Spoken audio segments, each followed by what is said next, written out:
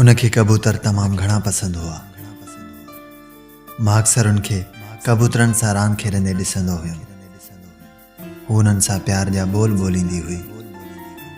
ॻोठ जी घिटियुनि में बेखौफ़ खेॾंदी डुकंदी हुई, कंहिं मासूम हरणी जियां।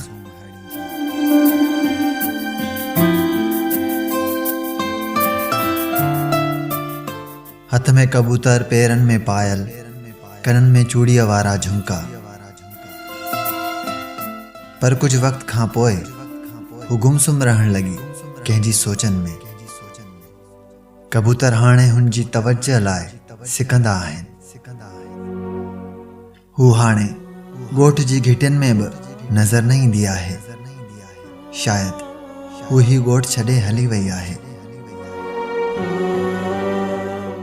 सभु टहक, सभु बोल हुन सां गॾु रवाना थी चुका आहिनि।